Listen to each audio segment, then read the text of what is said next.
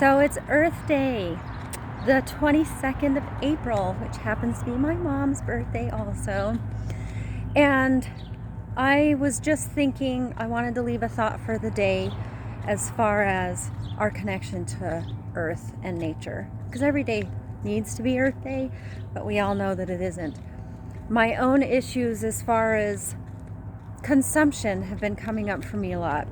I have this habit of, maybe on some level it's burying things, whether it's with food or running from things, by staying busy and avoiding something internal. I think that I have a lot of anger that I need to work through that I've been kind of running from or trying to bury with anything I can consume. And consumption includes not just things we eat or drink, but also what we use for entertainment, mindless scrolling through social media, constantly having to have sounds in our ears, constantly receiving, constantly putting something inside of us.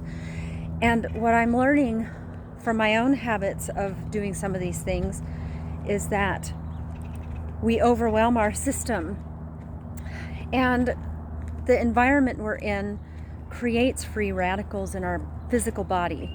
And when we do grounding or earthing practices where you actually sit for 30 minutes with your feet on the earth, I've done this as a meditation in the past, and I live in an apartment with no earth around me anywhere, maybe rocks, but not earth. And I think that I've been more frantic because I haven't been able to do that. COVID probably has something to do with that also, of course, but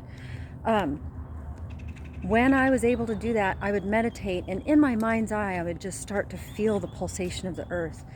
The lungs around trees are the lungs of the planet, but I would feel her heartbeat. I could imagine the magma that was at the core and the energy of that flowing up through me. And that, science has proven, can eliminate free radicals, reverse free radicals. But what happens? We are taught to consume more to get rid of free radicals. So marketing and all these ingenious things bombard us with superfoods, vitamins, herbs. There's so many things, and I'm not saying those things aren't valuable, but we're taught to continually consume in order to eliminate free radicals, which can cause us to disconnect. And it's just a thought I was having this morning that I wanted to share, because I think it's important, especially on a day like today with Earth Day, spend 30 minutes with your feet in some kind of earth, grass, if you're not allergic to it, soil ideally, or in the mountains, beach, sand, anything that makes you feel more connected to the planet. And you're actually doing your body a service, and you're not having to consume anything more, but instead you're connecting, which again goes back to divinity. What is the most divine thing we can do? Connection is divinity. And anything that connects us to each other, to our planet, our mother, that is divine. It's a gift. And we're gifted all these things. And again, I'm not saying herbs and different foods, superfoods. There's so many superfoods. Anything that's clean and pure is a superfood, really, because everything has some medicinal value, some benefit.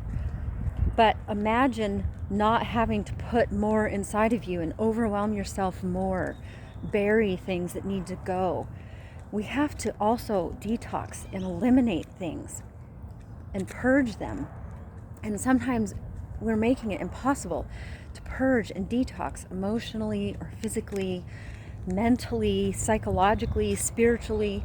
We don't give ourselves space to do that because we're in a consuming environment, especially when we live in a city and we don't live out close to Mother Nature. So that's my thought for today. And I wanted to take a little walk when it's still cool air here in the Valley of the Sun, because it is going to get hot soon. But I hope that you all have a beautiful Earth Day and find a way to connect to Earth, even if you have to go to a botanical garden or take a little walk and stand outside maybe in some rocks. I see rocks everywhere I go. Well, it won't be comfortable, but I'll try to figure something out. But I hope your Earth Day is magical, and soak in spring and being reborn into something. And what can you release and send to the earth? Because remember that the earth transmutes energy. You can send anything negative into the earth and she transmutes it. That's how all these crystals and different formations, rock formations, happen, is because the earth knows what to do with everything, with a little help from the stars. But that's a whole scientific lesson we won't get into today. I hope you have a beautiful Earth Day. Thank you.